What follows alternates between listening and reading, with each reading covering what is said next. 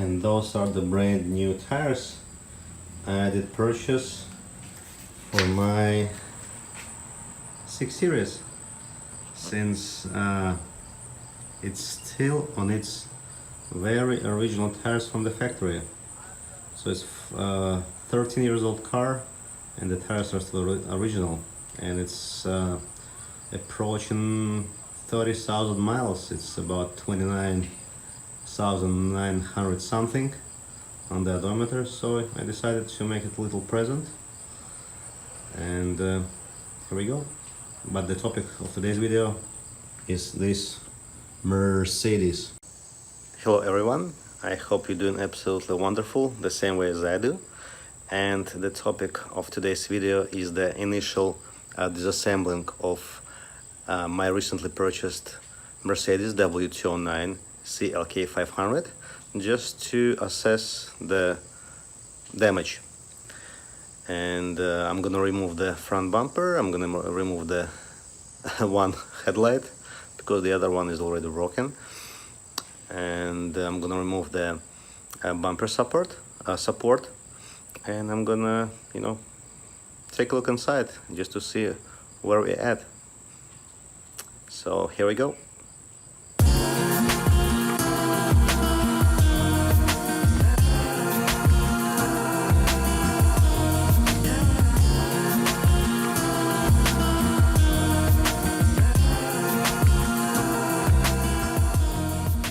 There are 3 ways, actually maybe even more, how you can keep track of the all screws and bolts.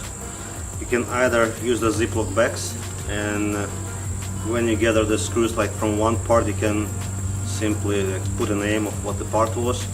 You can also tape the screws to the particular part, and the other way is simply to put the screws back in holes once you did remove the necessary part, and it's gonna make the life much easier. Otherwise, if you have like the big pile of screws, you will have no idea where to put them. It's gonna be the pain later on.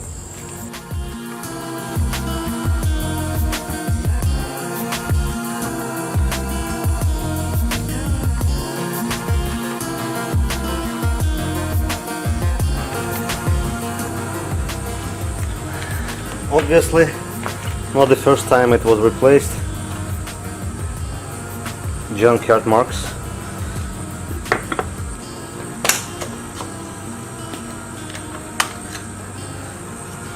Aftermarket, whatever marker light. So I'm gonna keep it for the replacement bumper. And I got one more aftermarket fog light for the left side. The bolts are going back in place here. Hella headlight, which is good. Okay, chrome trim.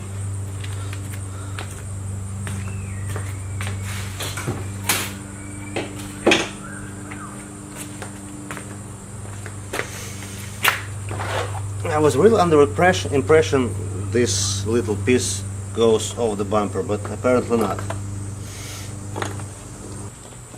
So pretty much it looks like I can kind of still reuse the inner shell of the bumper. And this is what left from the I wanted to say original bumper, but no. I mean, it's been original, but it's probably not original to that car. And looks like it was made in 2015. So yes, obviously it was replaced not so long ago. What we do here is go back.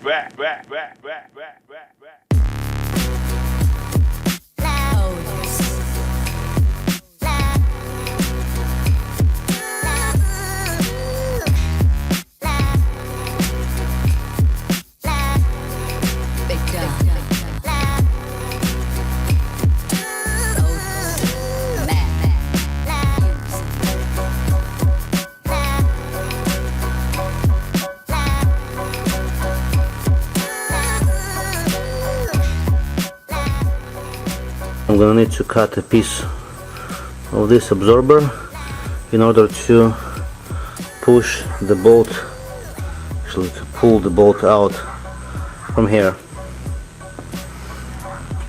But otherwise it looks like that the reinforcement bar is kind of not bent, which is weird. It looks like the absorber is out, but anyway, I'll be only be able to tell that once I'm gonna put the new absorbers in and then align the bar again. I did purchase this hydraulic equipment kit, and I think it may help me in rebuilding this Mercedes. And for example, right now I would like to use it, trying to kind of separate, spread those two things, and maybe it's gonna bring this bolt out from this absorber, because I really don't want to cut this metal unless I, gonna be forced to do it. And I'll check it out. I did use my 20% coupon to get this kit. Retail is $199 before taxes, and like obviously with the coupon it came down to 160 plus tax. So yeah, I'll check it out shortly. This is how it looks like. I originally wanted to use that thing in here, but it looks like it's a little bit too fat to get into here. So I'll see what my other options are in order to get this frame, get this reinforcement a little bit far away from the absorber.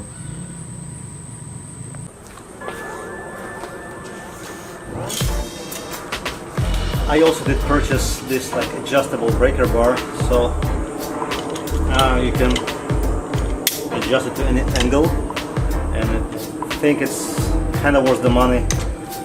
My local Sears store was closing down, and I bought it on sale for $30, and it's kind of heavy, and I'll try to pry this thing a little out, and maybe I'll be able to fit this hydraulic like fork or whatever it is into.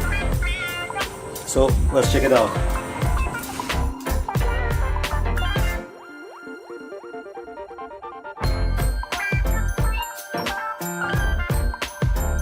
Okay, kind of success. So right now it fits in there.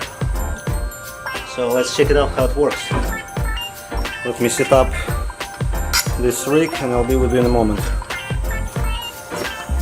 Since it's the first time use, I think I need to bleed the air out.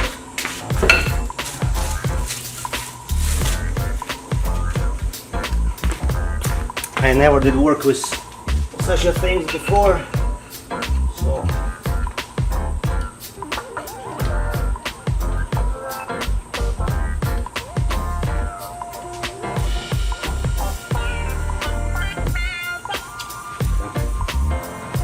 close the valve, open this,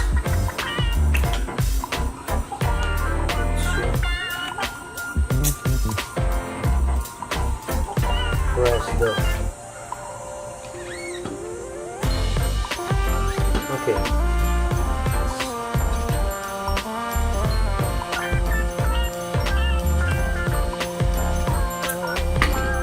it looks like there is no air. Let's check it out how it works. This goes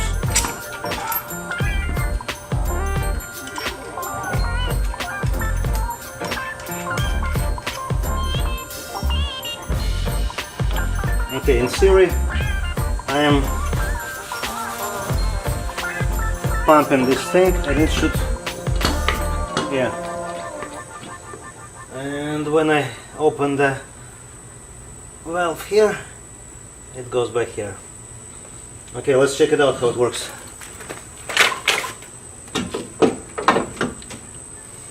So this thing is 20,000 pound rated, I don't know.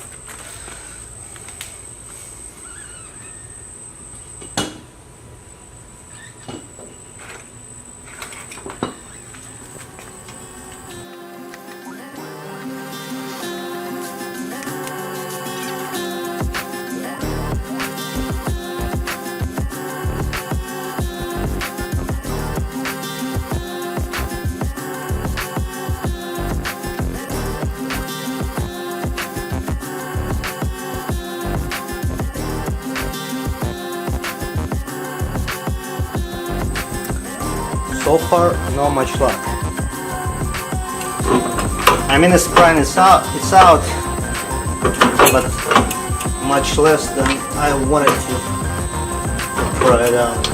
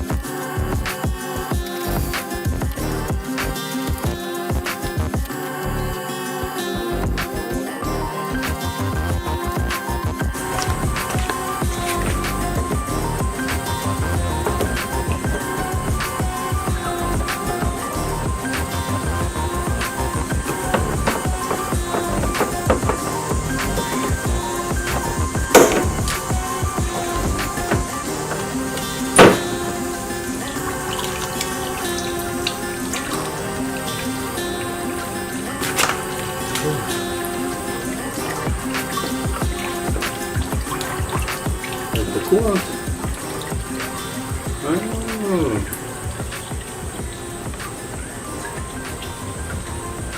It looks like it is a coolant here going through this tank and actually hitting the tank when it's cold.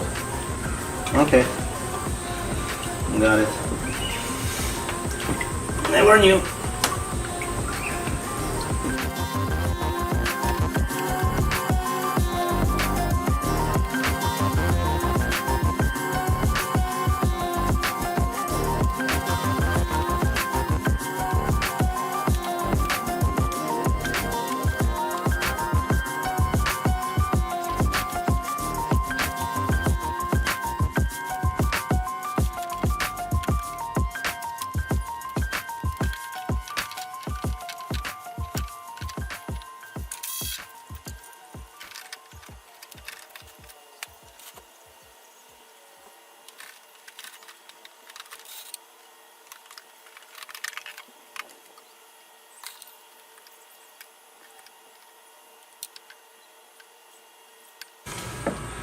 Okay, looks like it is the coolant circulation line.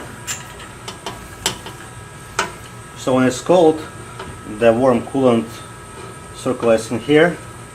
It's circulating here, and it's preheating the windshield fluid. And looks like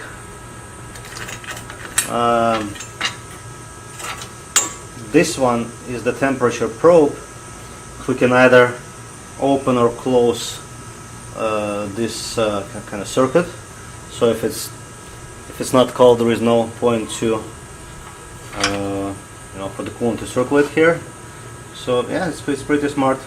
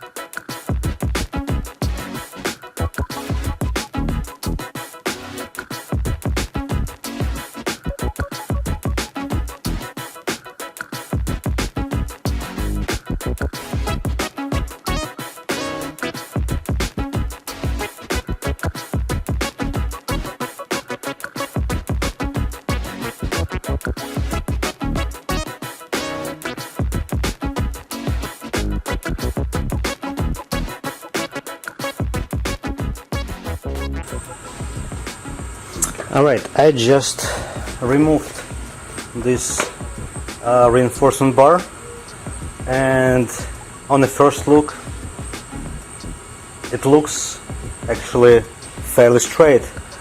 So I did put it on a flat surface, assuming my concrete floor is level in my garage. So what I did, I just measured 8 inches, pretty much 8 inches straight till the edge right here, and I measured like 7 inches and yes, 14/16. So it's almost perfect, assuming those cuts are made at the same height. It may not be the case. Most likely it is, but may not be the case.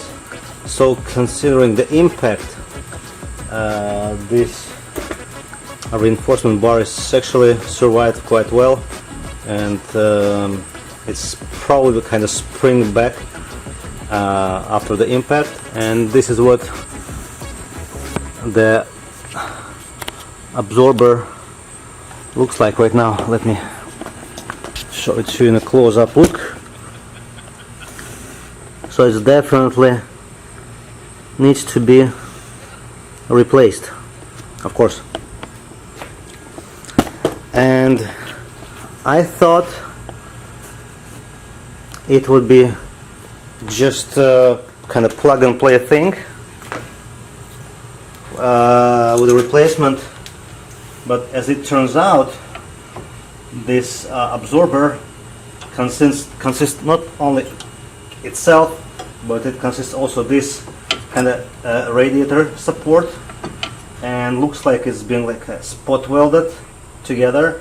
So I don't think I can separate them without damaging this plate that supports the radiator. So I'm gonna order the new absorber. I guess it comes like as the whole thing, and I'll go from there. Most likely I'm gonna reuse the same reinforcement bar. And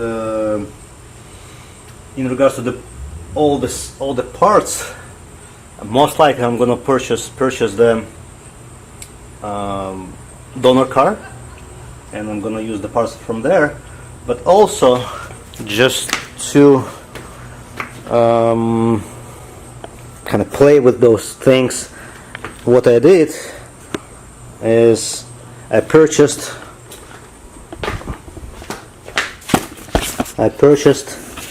this kind of fender kit or body kit, whatever you want to call it, like with a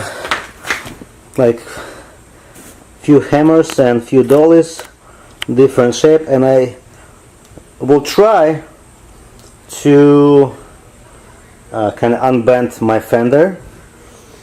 And anyway, there is nothing to lose.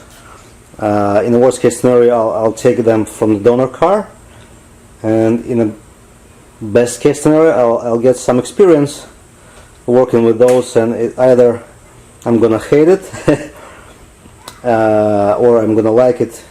It depends how it goes. I never did such a job before, but it's gonna be a win-win situation. Either one gonna be the experience for me. This is my mini Segway I'm using sometimes.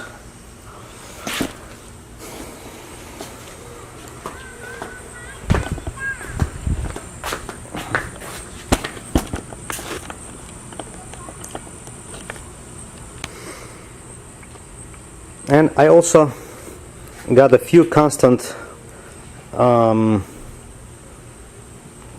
codes in the car when I diagnose it, and the first code is for the auxiliary alarm with the battery. Most likely the battery dead or whatever happens to the alarm, I don't really care at that point. And the second code is for the outside temperature sensor. It shows like 180 Fahrenheit outside, and I noticed the sensor is missing. I didn't see any sensor like anywhere here, and I even didn't see any loose wires in here. So I was browsing the forums just to find out where the heck the sensor is located in that car, and it turns out it should be located by the front bumper, and probably this could be the kind of hole for the bracket for the sensor. I don't know, maybe. And I didn't find any wiring close to this point. So I browsed the forums, and I found that the wiring for the temperature sensor is going along with the wiring for the right fog light. And what I noticed, that the right fog light wire is doesn't look like OEM wire. It probably was damaged in one of the accidents, and probably the previous one, like in 2015 or 16 or whatever.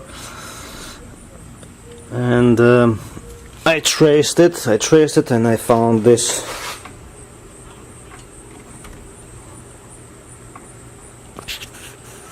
place. So one of the wires was just under the tape. Please focus.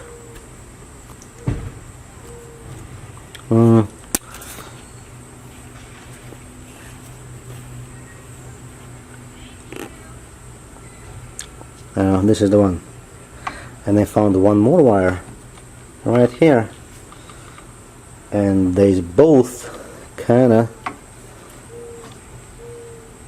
makes the wiring for the temperature sensor. I think, at least the pictures online that shows the wiring for the temperature sensor shows the brown and green color, which I think is the case.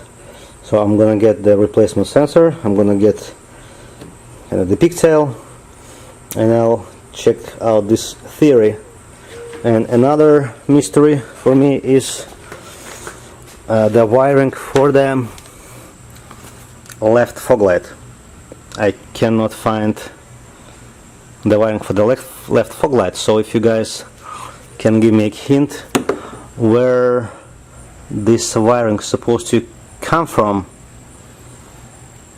it's gonna help me a lot, because from that point I don't know yet where to search, because I see there are like a zip ties in here, so obviously someone was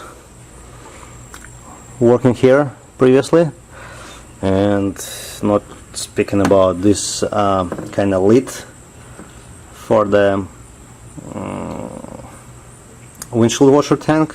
It's obviously was tried to be fixed, and I'm not sure why the people did that, because those lids, the replacement lids, are like $5 or $10. I'm not sure why to bother trying to fix the old one. But regardless, so far I'm gonna try to find the wires for the left fog light, and I assume those are the wires for the marker light. If you can confirm or deny it. So it's brown and kind of either blue and white or gray and white wire. Alright, I'll keep you posted. Alright, so this is the short list that I do need to get to make this car looks good again. I need this pipe hose, and so it's been kind of teared here, and I guess that happened because whoever did put the car back previously didn't align properly this hose, and it was rubbing underneath that thing. However, this hose, I guess, should lay here, so there is a special mold in here. So that's what happened. So the hose, the radiator shroud, the absorber. I'm gonna need the new fender liner, the lower part. I'm gonna need what else? I think I'm gonna keep some miscellaneous parts, like metal parts here. Most likely I'm gonna be able to unbend them to make them straight again. I'm gonna need a new lid for the windshield washer tank. I'm not sure about the fender, so I did try to unbend it. So if you remember, it was bent completely in, so I did kind of gave it a shape. I did move the fender a little bit here because it was all the way out, and it was like almost the inch.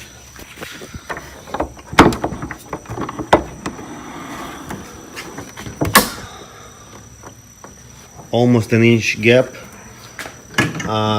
in between of the fender and the hood. Right now it's somewhat okay gap, so once the hood gonna be either replaced or fixed, this gap here should be somewhat straight. Maybe minor adjustment gonna be needed. So again, this part needs to be addressed.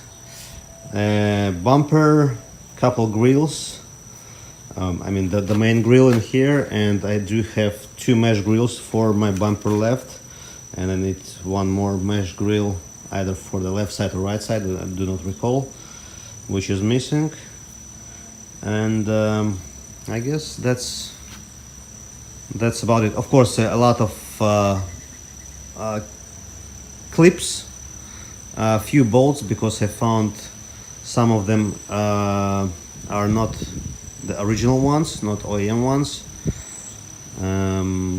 But I guess that's about it in regards to the front end. Doesn't look too scary. The only issue is those parts, like let's say like a bumper or a hood, are on expensive side. Let's say the bumper, the used one off eBay, gonna be around $600-700. I guess about the same as the hood in a good condition. So I did put together a list of the parts I need, and it came out around two grand in average. So considering that, I will decide if I'm gonna purchase the donor car as a source for my parts, preferably the flat car, or I'm gonna disassemble this one for parts and sell it. However, it's a shame because it's got only 89,000 miles. For 2004, it's not too bad at all, and the engine is running and driving, and the valve cover gaskets has been replaced, as I did see on Carfax. So it did have a lot of work done, like previously, based on the Carfax history, as I looked at it, and it's got like somewhat fresh tires. Like the fronts are from 17 and the rears are from 16, I guess. So it's 1 or 2 years old tires. So I don't know. It's questionable. Oh yeah, and also I need to find this wiring for the left fog light. Folks, if you know what braid it's coming out from, let me know, because I don't see any evidence where this wire came originally from. So I'm gonna wrap up this video on that note, and I'll keep you posted what's gonna be my next step. and I like this one. Looks amazing. Looks amazing. I don't recall if I told you I do have brand new turn signals. I need to put in because, for example, this one is sweating, so I got OEM turn signals in the box in my garage, so I need to find a moment to install those. Otherwise, this one is perfect. Alright, I'll talk to you later, guys. I'll keep you posted. Take care.